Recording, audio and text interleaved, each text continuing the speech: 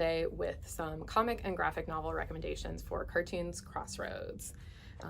First up, I've got Die, both like dice or like death.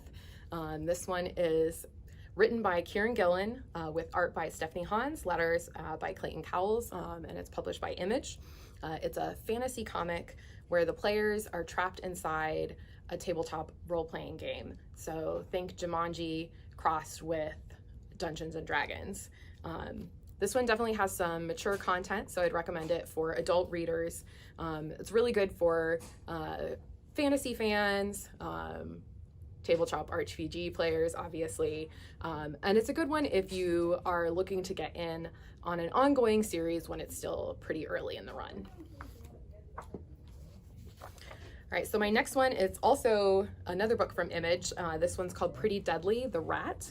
The writer is Kelly Sue DeConnick, who is probably best known as the writer for Captain Marvel. And then the art is by Emma Rios. So each volume of Pretty Deadly is basically a self-contained story arc that takes place in a different place and time period. So volume 1 was a Western, volume 2 a war story, and then volume 3, The Rat. This one's a noir style story in 1930s Hollywood. It's a really good book for people who like a darker story with a lot of like mythic and folklore sort of content. This is another one with some mature content, so I'd recommend for adult readers, but really, really complex, really cool stuff. On the lighter side of things, this one is called Check Please. The one I'm holding is volume 2, Sticks and Scones, that was published earlier this year. This is just a 2-volume graphic novel, and it's a fun, big-hearted story that focuses on a gay teen from Georgia who enrolls at a small liberal arts college in New England to play on the hockey team. So while he's there, he bakes a lot of pies. You can see the scones reference to the baking in the title. And of course, he falls in love with the hockey captain. This one is written and illustrated by Ngozi Ukazu, who's a Nigerian-American writer. It's really good for fans of sports comics and manga, people who like found family stories, and queer romance fans. All right, next up is a very fall story called Pumpkin Heads. It's written by Rainbow Rowell, who's also done a lot of YA fiction, and drawn by Faith Erin Hicks, who is one of our CXC guests.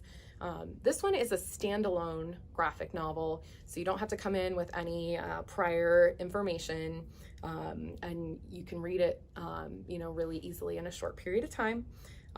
It's the day in the life of 2 friends, pictured here on the title, who both work at a pumpkin patch. This one is really good for readers who like YA contemporary books and are maybe, just dipping their toes into the graphic novel world. It's also really good for high school students who have grown up with the books of Raina Telgemeier. And this one's great for teen and up. So all of my books so far have been pretty new titles, and now I'm going to kind of go back to the past with this one. I don't have the book in hand because at the time I'm recording this, it hasn't actually been published yet. It's the new collector's edition of Masonicoku by Rumiko Takahashi.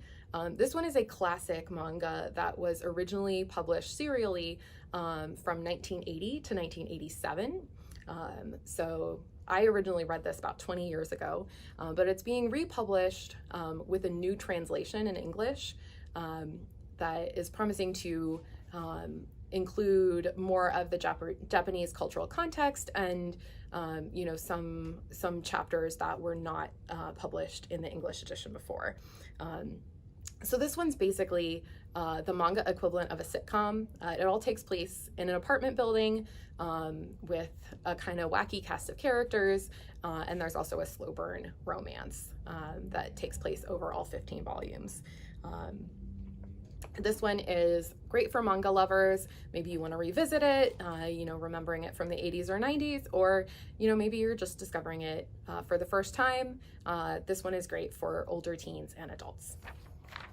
All right, thank you all so much. I hope you enjoy your time listening and talking to our CXC guests, and that you'll pick up some comics either at one of our local shops or here at the library.